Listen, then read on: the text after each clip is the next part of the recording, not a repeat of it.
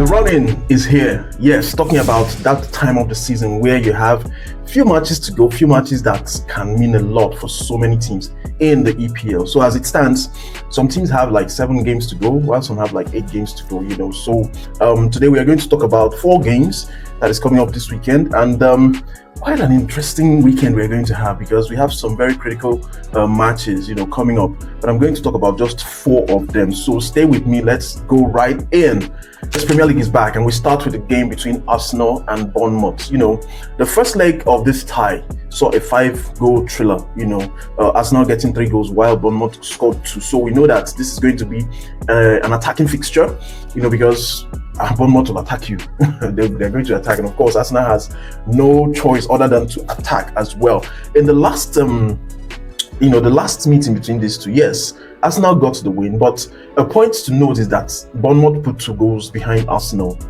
Yes, Bournemouth was home, but of course we know that right now in EPL, home and away, it doesn't count so much, especially for majority of the teams in EPL, considering how competitive these teams are. And I want to talk about something, if we look at the fixtures, like I said, some teams have 8 games to go, some have 7 games to go. We know that the competition for the title is between 2 teams as it stands, that's just the truth. Manchester City and of course Arsenal. For some reason, Manchester City still has a game at hand. And the first match of the weekend is for Arsenal. So sometimes I ask, who normally arrange these fixtures, and how much do they really try to balance? Because yes, we can say that at the end of the day, everybody's going to play the same number of matches, but come on, that there's an extra pressure that comes from knowing that the team you are competing with already has 3 points in the bag. It's a different ballgame entirely, aside when you have both teams playing the same time, or at least playing the same number of matches week in, week out, but it is what it is. But I ask this question, why do we have this deficit? Okay, Manchester City was going to play Crystal Palace. For some reason, it was postponed. I understand, but the extra game Arsenal got, it was from the Blues, because on that particular day, it was only Arsenal that played their match that day. So I was wondering, what was the rush? Because of course, they are playing the same number of tournaments that Manchester City was playing at the time. Yes, Manchester City, of course, they're out of the Champions League right now. Of course, the Carabao Cup has ended, so they had the same number of tournaments to battle with. So I was wondering why Arsenal got, a one-off match, just that day for them. But that's a story for another day. So talking about this game, what do we expect? I want to say something about this Bournemouth side. In their last 3 games, they've drawn all. In fact, in their last 5 games, they've gotten draws, scoring in some are goalless. But a point we need to note is that this Bournemouth side has the highest number of draws in the Premier League as it stands, 15 in total. So they've drawn 15 games across the season in EPL. Now they are coming against an Arsenal side that, to an extent, they are not in the best frame of mind at the moment. We can't take it away from them because, Arsenal was competing for 4 trophies at a time, and they lost 2 games and they were out of 2 tournaments. 2 games lost, 2 trophies gone. One was against Manchester City, of course, and the unexpected loss to Southampton. So they are not in the best frame. Yes, they won their Champions League game, against the Sporting CP, but of course, everybody expects Arsenal to bag that game. We know the goal came like towards the end of the match, so it wasn't really an easy run for them. Although there are still question marks around the goal that counted at the end of the day, because some people are still saying that guy scored from an offside position, but it is what it is. Arsenal won the game. They won the game. That is what we have. They have a 1-0 lead going into the second leg of that tie. So about the mindset of Arsenal as it stands, I don't think it's in the best form right now, and we know that Bournemouth is a hard nut to crack as it is. They seem to be picking form, as it is. Yeah, they are not so much in the good part of the table, but if they get 3 points from this game, it's going to move them to the 8th position in the table. So that is a lot of motivation for them, because that is where most teams would like to be, especially teams in the form of Bournemouth. So they are highly motivated going into this game, knowing that Arsenal, of course, I won't be surprised if Arsenal comes comes out to defend in this game. I won't be surprised. I won't be entirely surprised because we've seen an Arsenal side that raises a lot of questions when it comes to the confidence they exhibit in the field of play when the game starts. So I won't be surprised if Arsenal decides to play a defensive game and, of course, rely on their flank men for a counter attack. They have fast players they can, rely on for that. So let's see what happens. But for the prediction, what do we expect from this game? I expect both sides to score. Yeah, I expect goals from both sides. And I expect Arsenal to win or draw this game. Yep.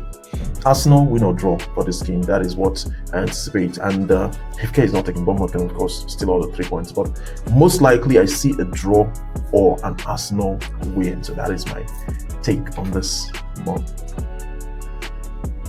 To the next game. Manchester United visits Leeds United. Before I go into the game, I want to talk about the fixtures again.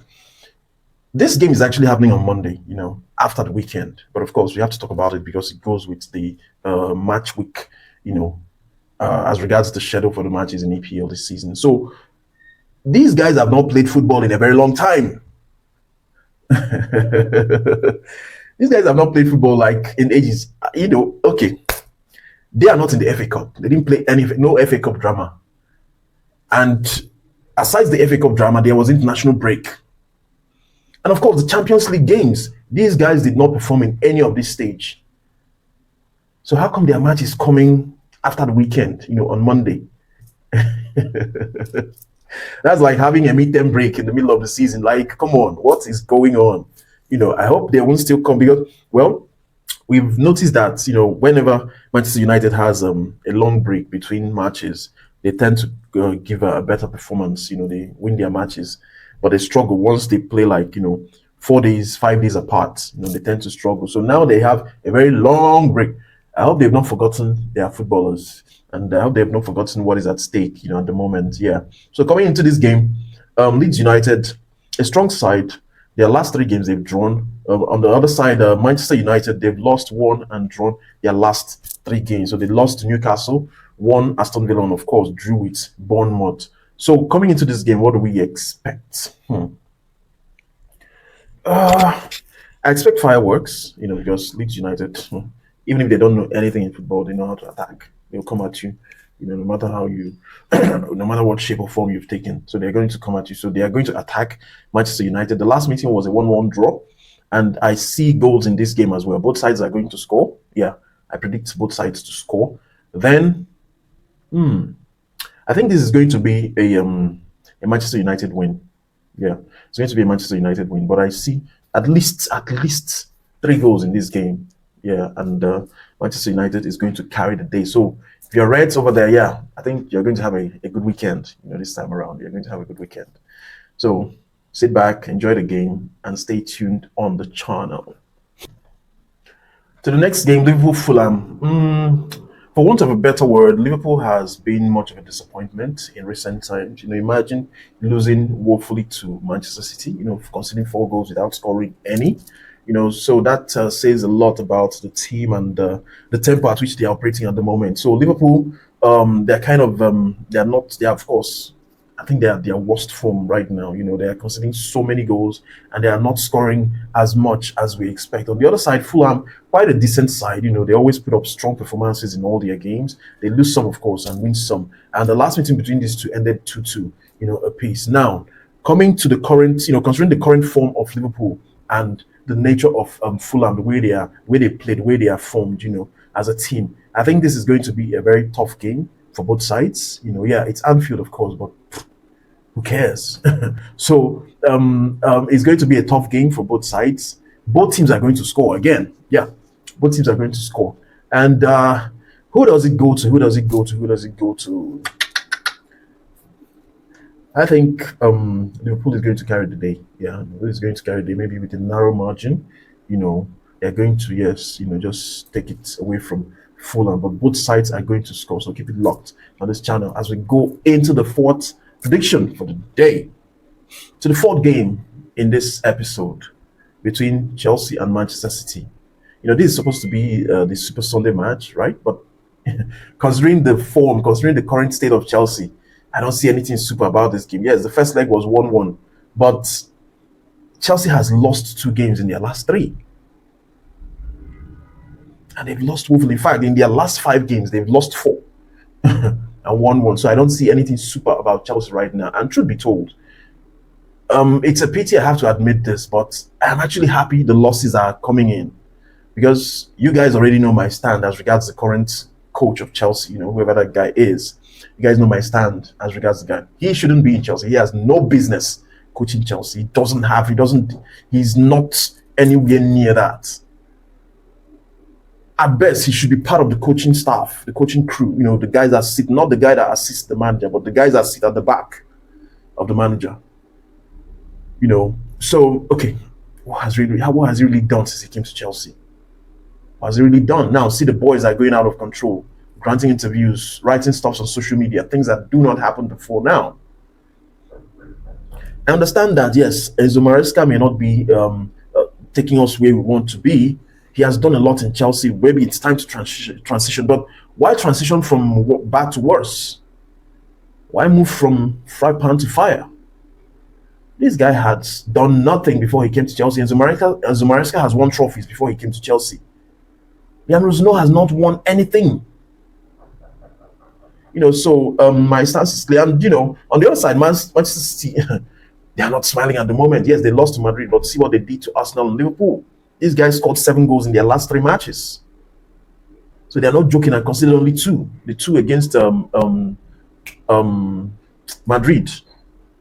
You understand? So they are picking up form. Of course, this is the run-in. So this is when you actually need to bring out your best. And I think Manchester City is ready, which is part of the reason why Arsenal is under a lot of pressure right now, even in the EPL, despite being 9 points ahead. So it's supposed to be a Super Sunday game, but it's not. It's nothing close to being a Super Sunday.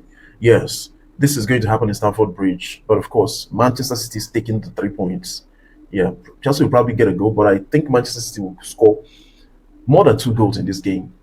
Yeah, they're getting more than 2 goals in this game. So, for the Blues, you guys should just be patient. Let's hope the club experiences some kind of hard reset and comes back to its normal line of thought and gets us a good coach and gets us a decent coach. As it is, I'm thinking about someone like Fabregas. You can see what he's doing with Como. You can see what he's doing in the Serie A. So we have options out there. So let's go for guys that have won things, because Chelsea is a big club. We are world champions for a reason. So the current state is kind of in fact, it's making a ridicule of the whole thing. So we're supposed to build on that, not go the other way around. So this match, I think it's a maybe not a walk in the park for Manchester City, because of course the boys will try to put up a decent performance. But trust me, Manchester City has this one in the bag. They are winning at least with 2 goals, but I see them scoring more than 2 goals in this game. Chelsea may get 1 goal, maybe, but City is going to bag the 3 points. Trust me on this. So that wraps it for this episode. Talking about the fixtures that are coming up this weekend. So you have the predictions. Go out there, have fun. Invest what you can afford to lose, like I always say, and most importantly, enjoy the game. Premier League is back. The league we love so much, the most watched drama series in the world as we speak. So yeah, I wish you guys all the best, and I urge you, stay locked on this channel. Keep it locked, keep sharing, keep engaging, and of course, I'll keep giving you the best of the best. Cheers.